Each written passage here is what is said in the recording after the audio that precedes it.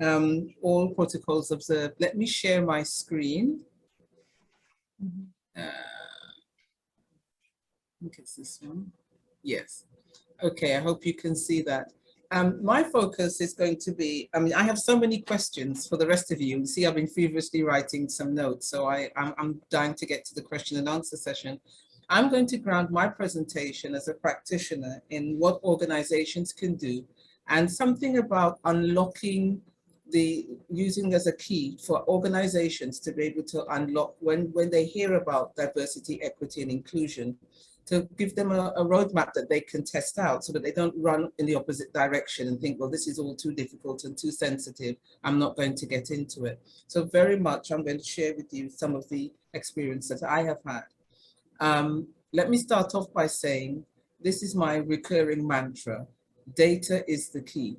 And one of the things that as practitioners, we always encourage organizations to do is, after they've done all the reading, to say, listen, data should inform how you go forward. Data is the driving force. What is your D&I baseline? And of course, we go into and explain to them that the terminology itself is changing. I'm using D&I today. Some of the presenters have used diversity, inclusion, and equity. Some people have referred to belonging. The acronym is going to change. It's going to evolve. It's a very dynamic area. But when you actually dive below the acronym, whatever it may be, you'll find that diversity, inclusion, equity, belonging are all characterize the approach. So the first thing I would say to them is, after collecting the data, don't get hooked up on the acronym, get hooked up on what it is causing you to focus on.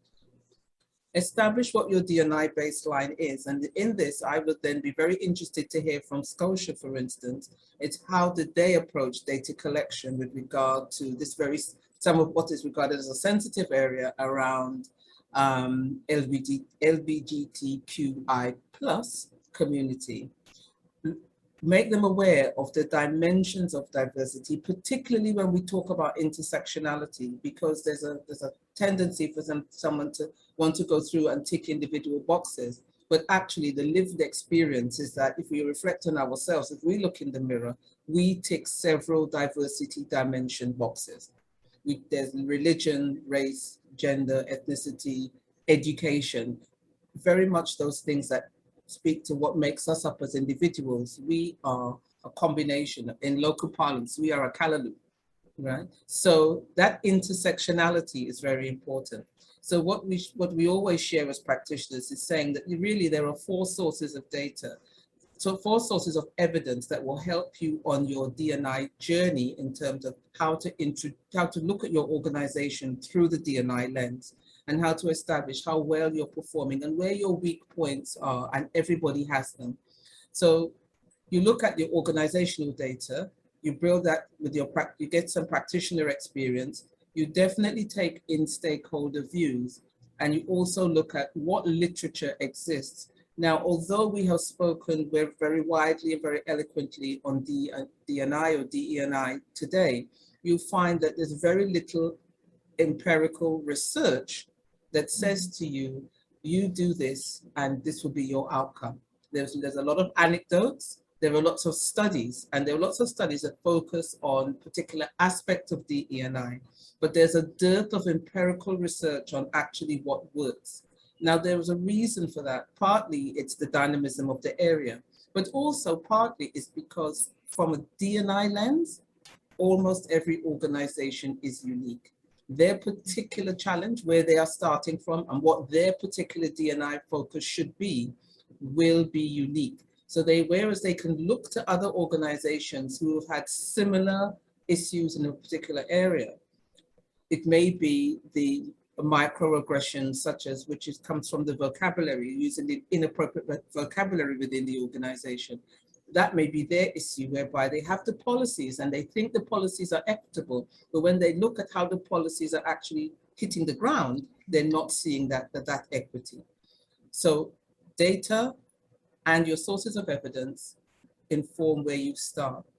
As an organization, let me go back to the top now.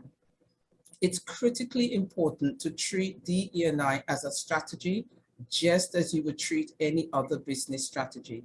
and pay it the respect of developing an enterprise-wide approach to it that aligns with the company's strategy, culture, and long-term value proposition.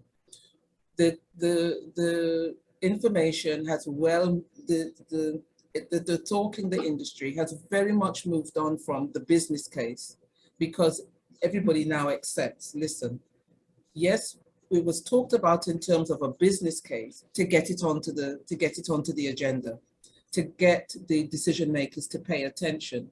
But very quickly, once understanding develops of the area, it is not a business case issue, it is a moral imperative. And many business leaders skip straight to that and say, okay, we've heard about the business case, you've gotten our attention. But really, the more we think about this, the more intimately we understand the values driving this, this is a moral imperative. You need to formulate an organization-specific D&I objectives. So informed by the data that about your organization.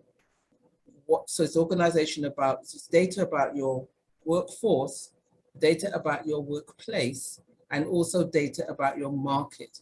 They all intertwine, because your stakeholders are sitting outside some of your stakeholders are sitting outside the organization, not within. And definitely how you position the company to them will also affect the success of your internal D&I initiatives.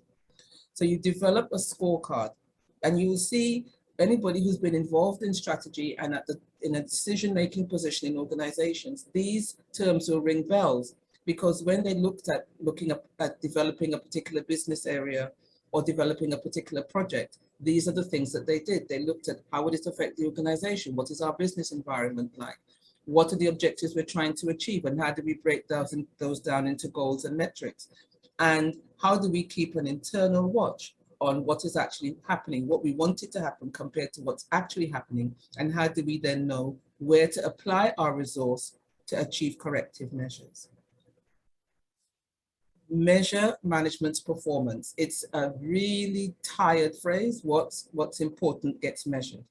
So you're moving on from the rhetoric now, and you're saying now you're building achievement of D&I goals and metrics into the performance management fabric of the organization, not just the organization's performance, but your manager's performance, particularly the middle managers, because the middle managers are a critical threshold with regard to the success of an organization's D&I initiatives.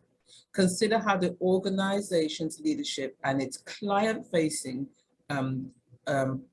team present to stakeholders, and regularly confirm that what you're trying to achieve internally is actually replicated in the actions and operations to client-facing, to your clients.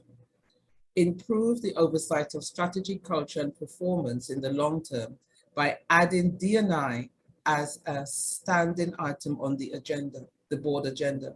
It's really important that the highest governance level of your organization demonstrates by how it spends its time and what it gives focus to, that D&I is important.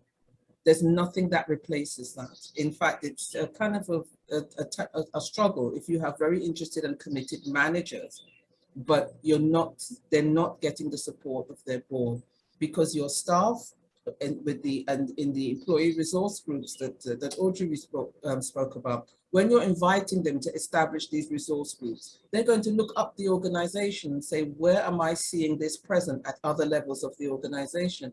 Is this a particular manager's pet project? Is this the CEO's pet project? Or is this organization, as represented by the highest level of its decision makers, really committed to this? Because without that commitment, it is really not going to get anywhere. And then you have get the board on board, my favorite term, and also establish in the first instance a task force to develop the framework, not to implement, to develop that framework. Mm-hmm. And it's amazing to say this, but right now there's a group that we are working with, and what we had to point out to them was that task force looks very interesting. The people on the task force, their portfolios may tell you that they're people of influence in the organization.